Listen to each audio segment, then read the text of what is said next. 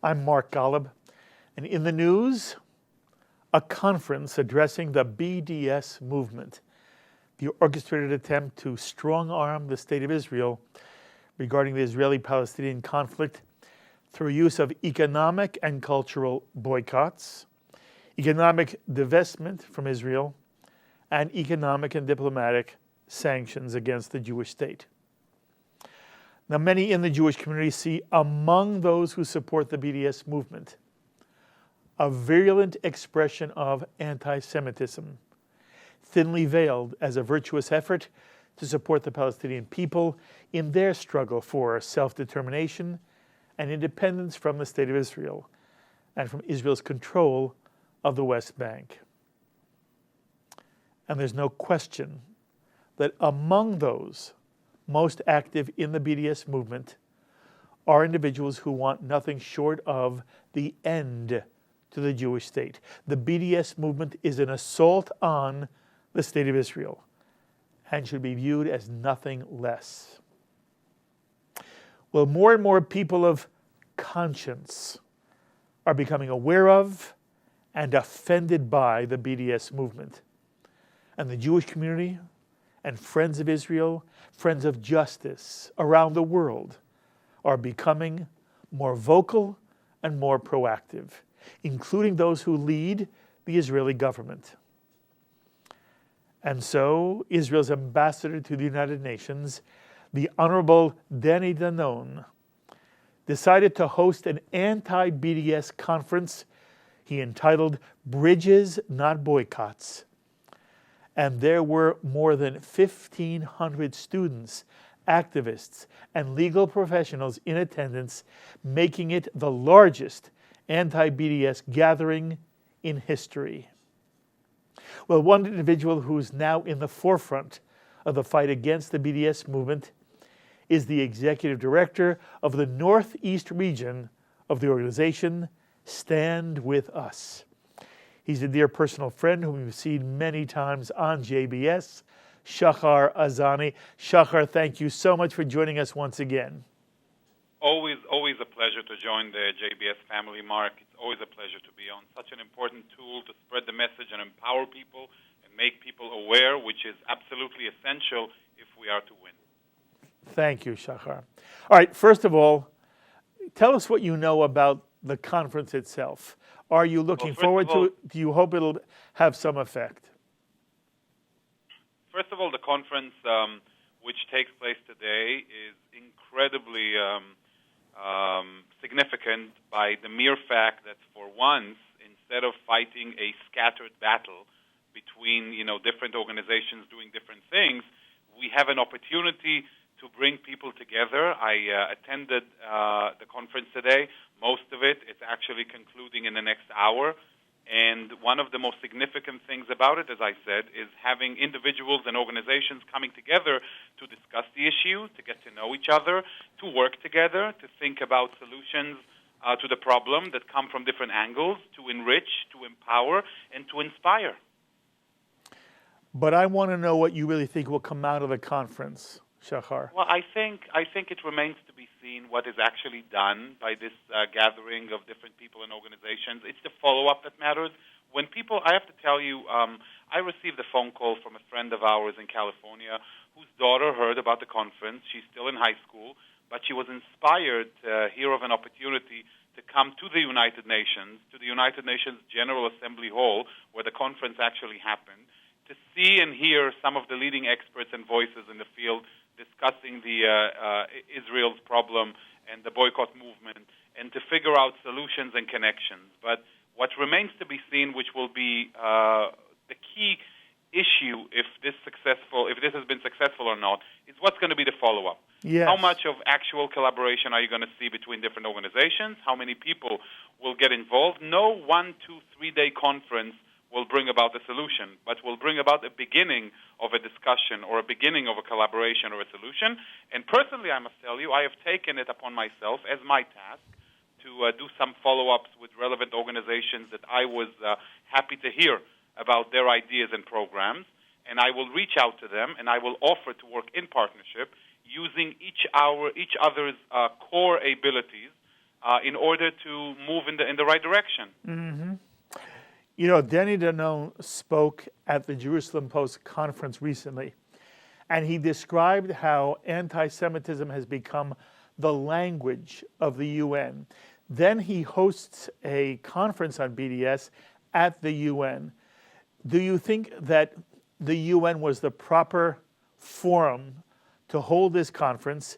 Will it, do you think, have any impact on the other nation states of the UN? Well, I have to tell you, Danon is our permanent representative to the United Nations. As an ambassador to the UN, he chose the venue suitable for those needs that is actually able to include so many people. You had hundreds and hundreds of people, almost 1,500 people, community and students, gathered today at the UN General Assembly Hall and adjacent rooms to discuss the issue.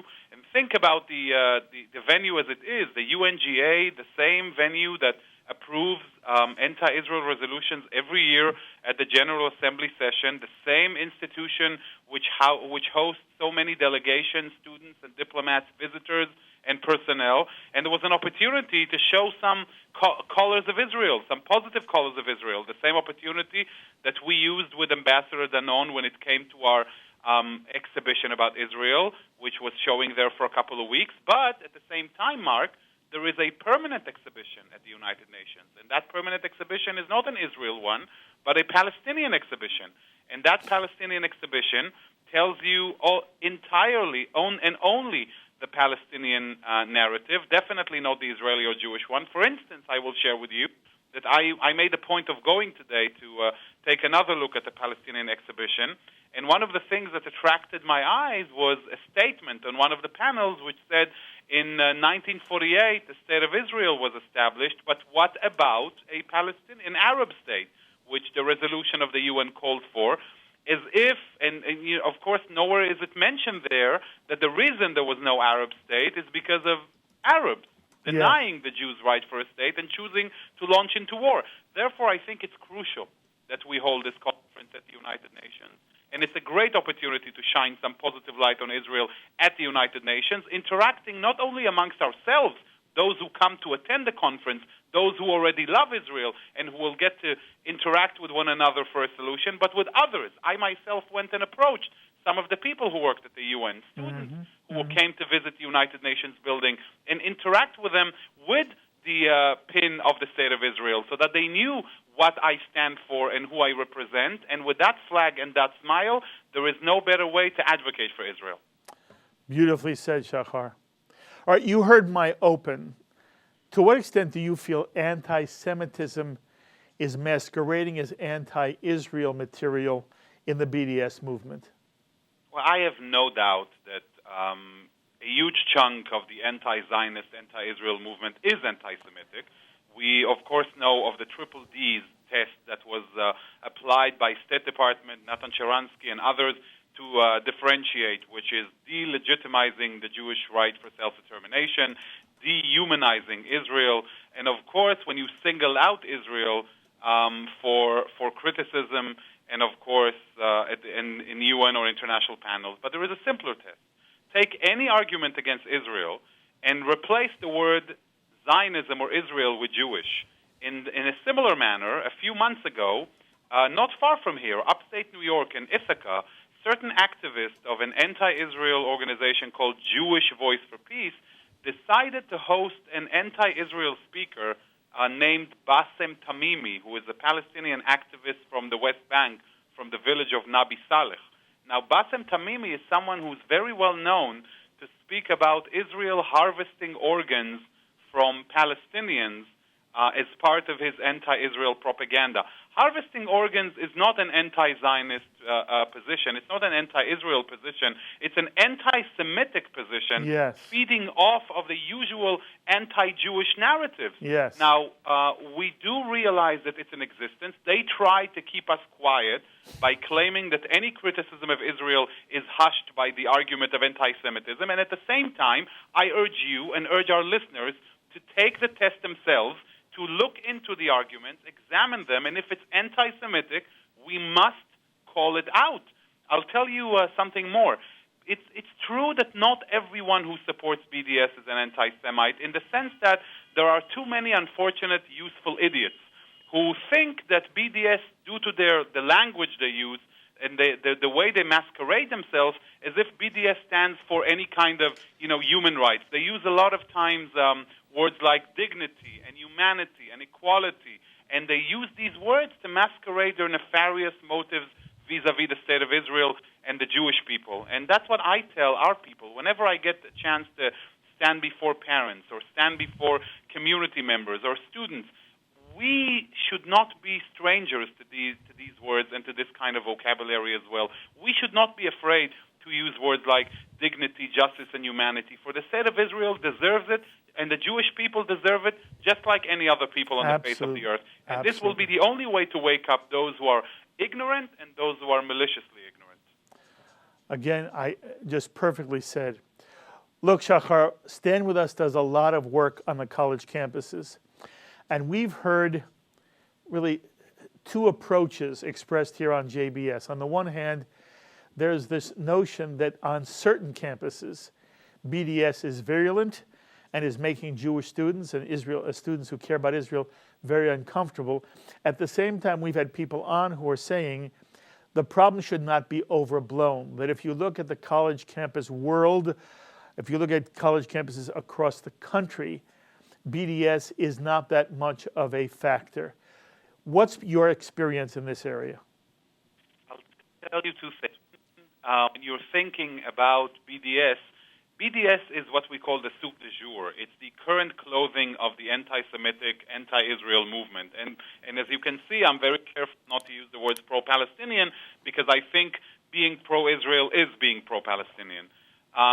So whether you call the problem the BDS or the boycott movement, or if you call the problem Israel's public image issue, it's clear that Israel has an issue with public image. It's clear, and we've seen the Pew Research that came out a couple of weeks ago indicating that among young Jews and young American Jews and young liberals, of course, the level of empathy and sympathy towards the Palestinian is increasing, and that towards Israel is decreasing. That's a given. That's a fact. That's a reality. In addition, I'll tell you that it's true that we haven't seen the boycott movement or the anti-Israel movement spreading all over the U.S., and thank goodness that that's not the case. But we also witness the fact that we do have a disease we need to take care of.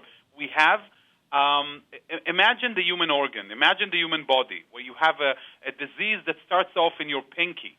What are you going to do? Are you just going to take a glove and cover it and say, it's just a pinky, it's not significant, it's just a mere tiny percentage of the entire college campus body in the U.S.? Or are you going to say, hey, there is something here that's starting to bud. We had better nip it in the bud and stand up to it while it's small, rather than sleep and wake up to face a much bigger, much worse monster. So that's what we're talking about when we're talking about combating the BDS. Combating the BDS is standing up for Israel, is making sure we tell Israel's story, tell the truth about Israel, share Israel's image to those who have no idea, Mark. You live in a reality where indeed the majority of the public, and definitely a majority of the youngest people, the younger people, the students, the young adults, have no idea about Israel. Yes. That means that when you tell a lie, it sinks in much easier. And that's why we have to bring them the antidote.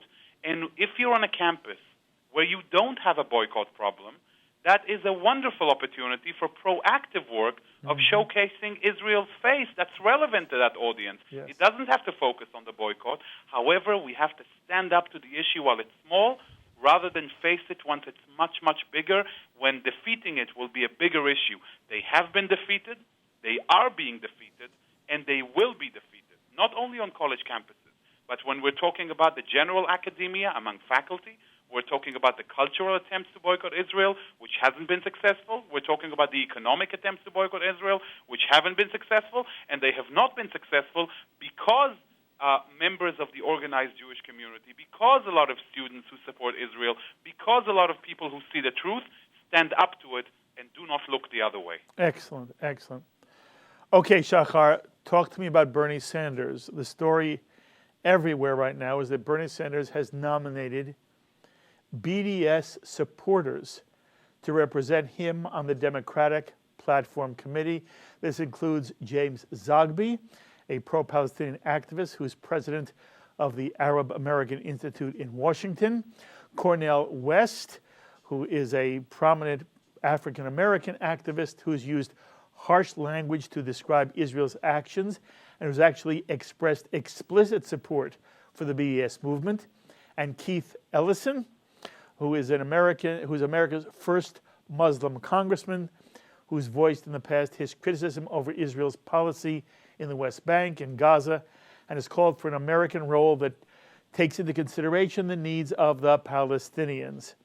To what extent are you and the people involved with Stand With Us concerned about these nominations by Bernie Sanders and how this might affect the Democratic platform overall? I'll tell you. First of all, I just want to state that Stand With Us is not a political organization. Correct. It's an education organization, so I just want to put it out there.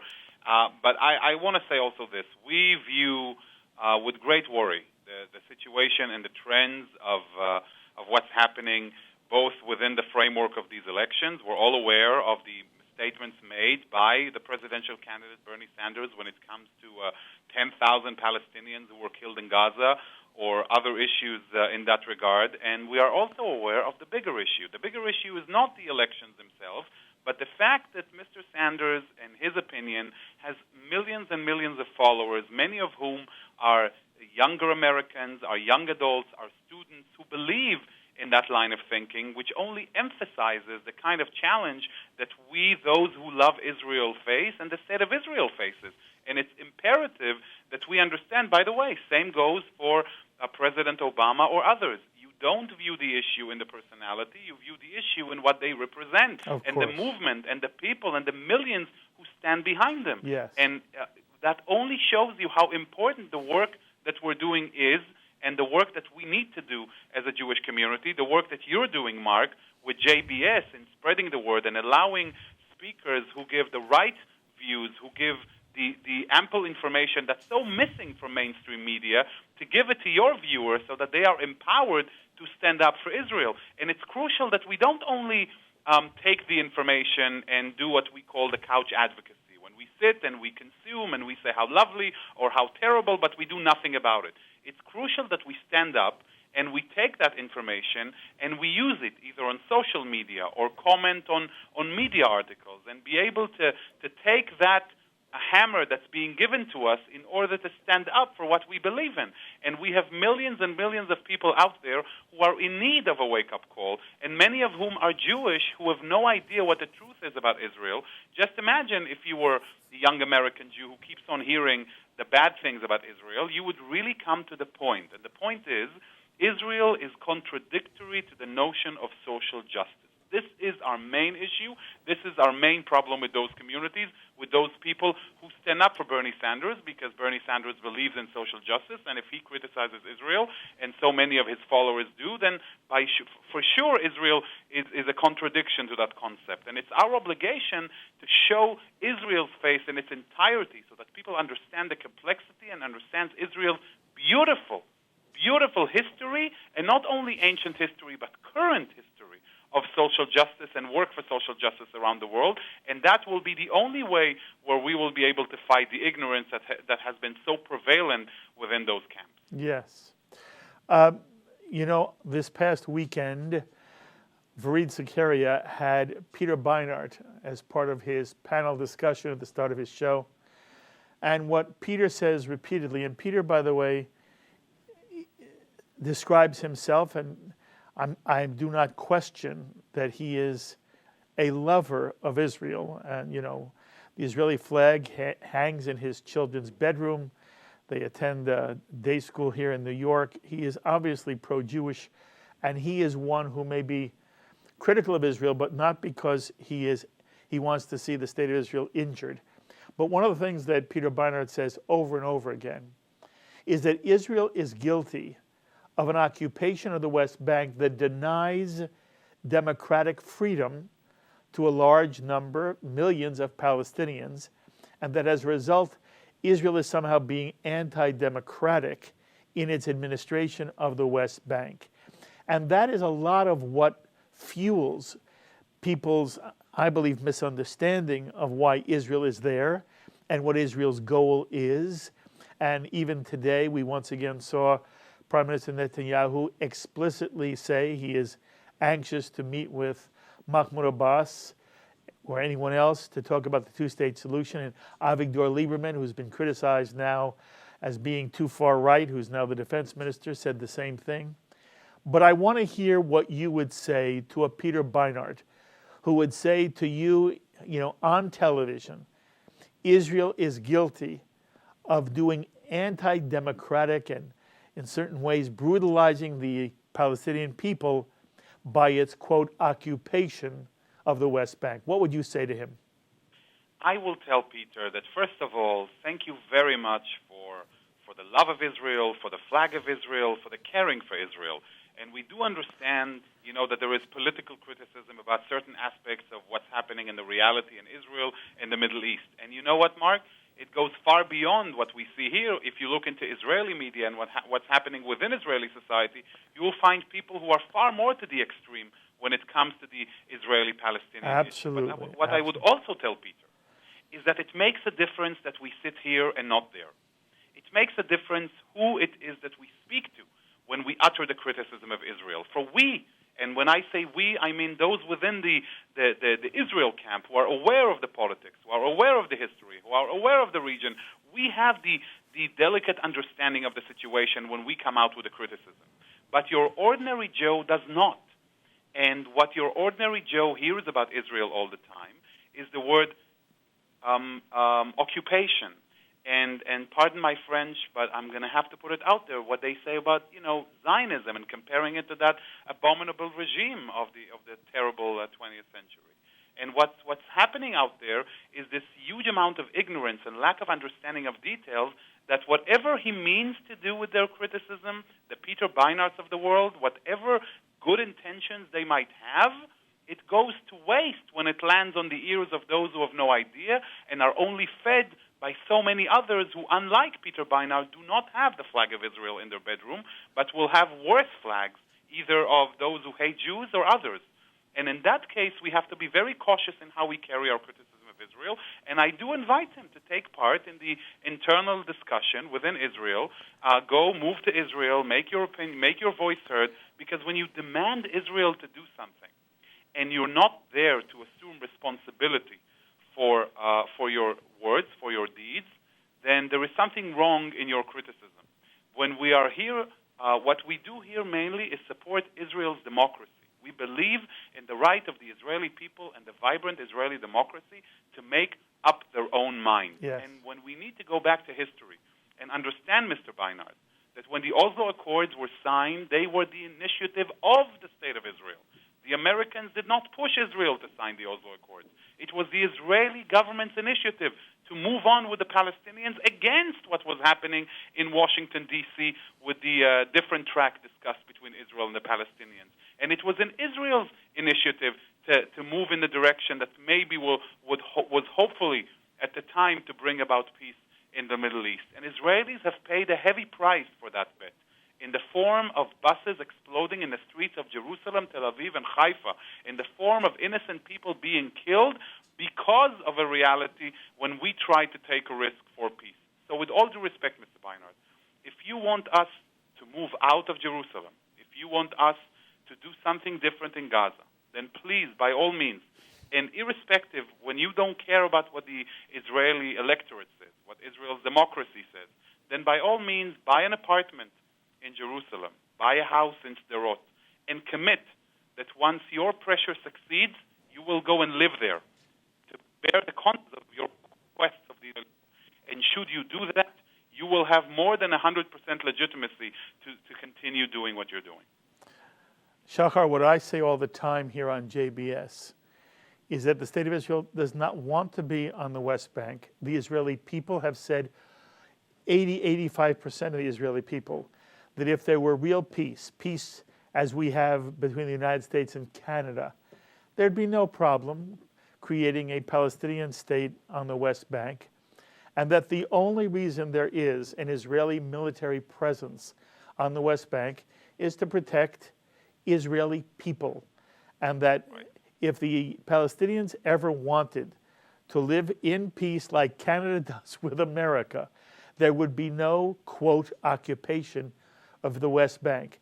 But until then, it seems to me unrealistic and inappropriate for anyone to blame the State of Israel for the occupation. When you hear me say this, what's your reaction? Well, I can only tell you that I thank you for your position, Mark, and I echo it 10 times. And I want to say that, referencing the famous statement of, we all know what will happen if Israel, if the Arabs put down their guns, peace will prevail. But if we put down our guns, goodness knows what might prevail. Exactly. And I think this is what the people of Israel, and this is, by the way, the responsibility of the Israeli leader, whomever he is, to do. Because first and foremost, Mr. Netanyahu or any other prime minister's responsibility, and whatever political criticism we might harbor against them, the responsibility is not towards Ban Ki-moon, nor is it towards the United Nations. It's for Yossi and Avram on the streets of Tel Aviv, Be'er Sheva, and Haifa. Yes.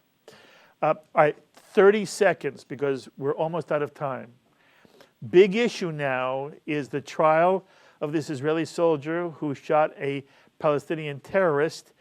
The soldier contends he was still worried that the Palestinian might explode a bomb and kill and maim people around him. Other people are arguing that the soldier violated Israeli policy and basically shot an unarmed man.